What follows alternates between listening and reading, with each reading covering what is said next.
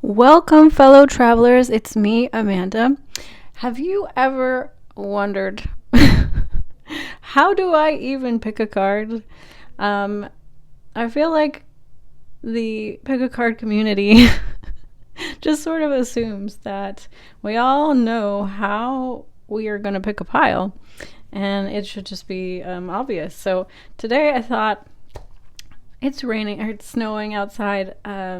We are snowed in here where I live, and I thought, why not make a video on how you actually go about picking your pile and the different ways in which you can go about picking your pile. So I want to talk about that. I also want to talk about a comment I recently got on my channel, and it really just sparked a bigger conversation for me about how readings actually work and how one should go about judging their reading that they've chosen. So sometimes we get the message for you can be something that you kind of have to use as a self-reflection tool and ask yourself, why is this triggering me? Why is this bringing this up for me?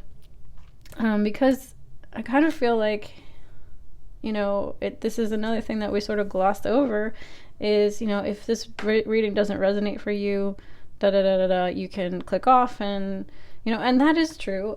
Sometimes we just, it's not the reading for us. But I think sometimes we also have to ask ourselves, especially if we've gone so far as to write a long message, and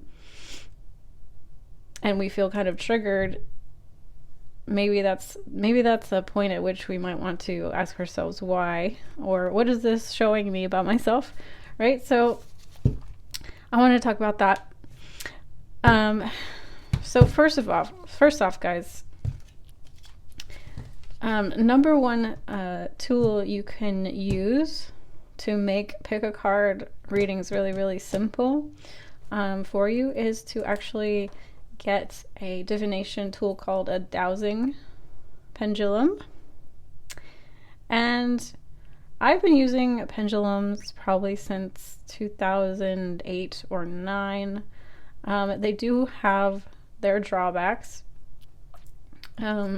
Some people say, well, they're too easily influenced, but I say, if you keep your head really, really still, you should not be influencing.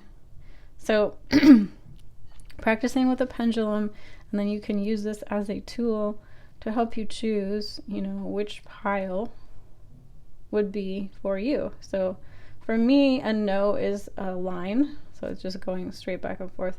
A yes would be a circle. Other people is different.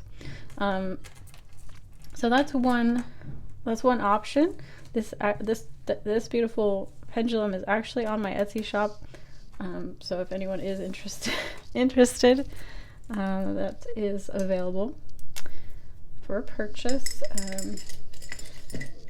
So second option here, if you don't have a pendulum, I would say another dowsing option would be to go ahead and focus your attention on the pile. Say we've got 3 piles on the screen, right? So you have pile 1, 2, or 3. Obviously, usually we have a couple of piles, so focus your eyes on this and ask yourself, is this a yes or a no? And if you blink, that would be a yes. If you don't blink, that would be a no. So that's a blink dowsing option to help you quickly determine whether that's a pile for you. And then the third option, you guys, that I want to offer is if you do, well, I'm Reiki certified, so I'm a Reiki master. If y'all didn't know that, I do actually offer Reiki healings, distance. But you can actually use the heat from your hands. And I would encourage people that even if you do not have a Reiki training, just to practice feeling the chi and the Reiki, or not the Reiki, but everybody has the power to feel the energy, okay? So you could use this for a yes or a no while looking at your piles or holding your hand up to the screen and saying, is this it? Is this it? Is this it? And you would feel the heat starting to build on your hand for a yes. And if it's a cool sensation, that would be a no. So those are 3 options for you to practice choosing your pile.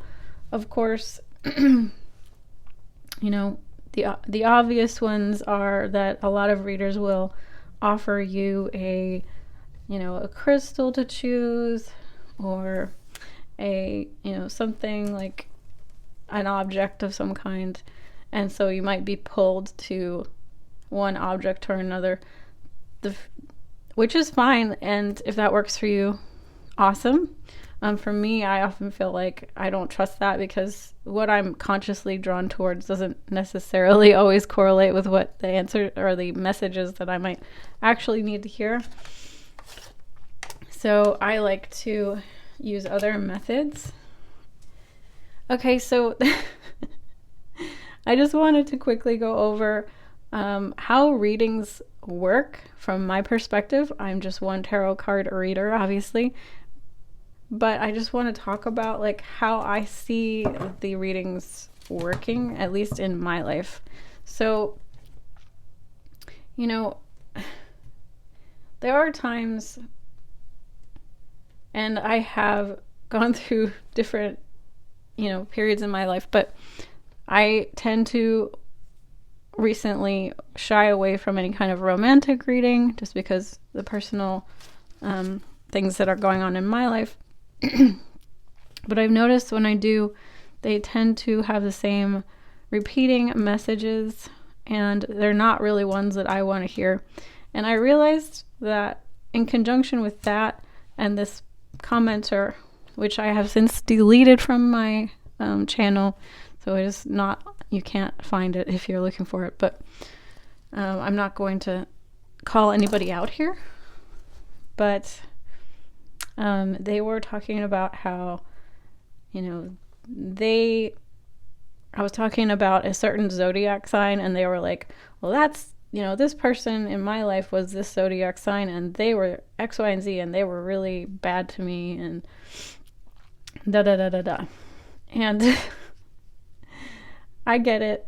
We all have this, tendency to sort of generalize. Oh, Scorpios are this. Oh, Pisces are this. Oh, Capricorns are this, or whatever.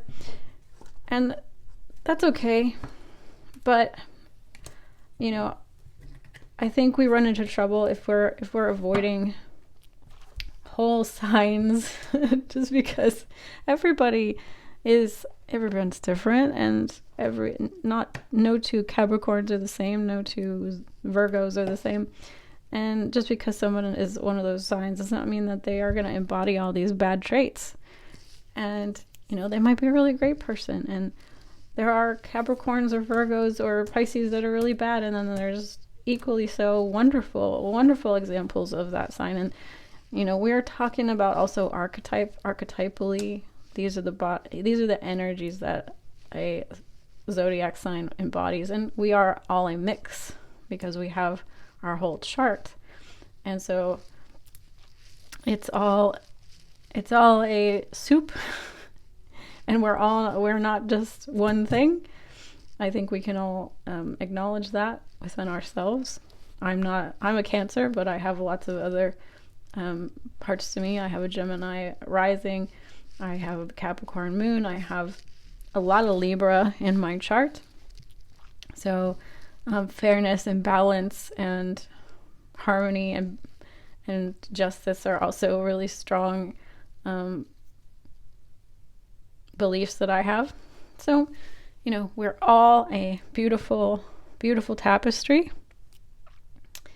And we're also the product of our upbringing and our things we've experienced in our lives. So I just want to say that, like, when we're listening to a reading, please don't shoot the messenger. And ask yourself, why is this triggering me, and why do I continue to maybe pick readings that give me the same message that I don't want to hear, or why am I hearing this message about another person who's, like, obsessed with me? It's time to dig deeper within ourselves. Why are we? Because everything is a mirror. Everything is an opportunity to look within. And I have since just now cleared something through my field that now I'm no longer continually picking piles that give me that same message that I don't want to hear. And so if you are getting messages that you don't want to hear, and you keep clicking on things and it says the same thing and it's something you don't want to hear, use that to your advantage, is what I'm trying to say. Use that to your advantage so that you can use that and heal something within yourself. And then you get a different reflection. You get a different external reflection, which is wonderful. And essentially that's what we came down here to do, right? To learn, to grow, to expand, to heal. We're healing not just for ourselves, but for our ancestrals and our ancestors and our generational line, our ancestral line. So use these readings here on YouTube with me and with other readers. Use them as just signposts and reflections so that you can work on yourself and get where you want to go. That's all it really is. It's a sign on the road. You don't get mad at a sign on the road that tells you you're going in the wrong direction. I want to be going north, but I just saw that sign that tells me I'm going south. You don't get mad at the sign, right? So that's all I'm trying to say here. I get it, and no, all blessings and love to this person who posted that message, and I wish them all the best. No hard feelings, because again, they got me talking about this topic, and so in the end it's all good. But don't shoot the messenger. I'm just here reading the cards for a collective energy, and you can use that to your benefit, or you can choose to ignore it. That is your choice. You absolutely have free will. But I just caution anyone who might notice this about themselves, that they're lumping, certain zodiacs into one category because of a bad experience that they may have had with that person who had that sign. Not everybody that you encounter who's that is going to be that way. And you could have a bad experience with the Sagittarius and then jump to, go to a different relationship. They're a Virgo, they can treat you that way too. So it's not a hard and fast, zodiacs are not a hard and fast rule.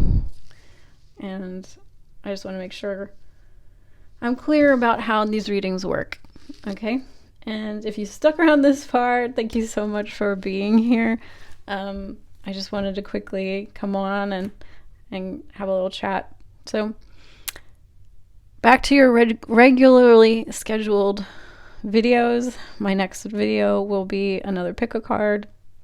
I haven't quite decided yet what it's going to be about, but I let spirit guide me. And I hope you all are having a beautiful day, evening, morning, whenever you find this. And I'll see you again soon. Bye.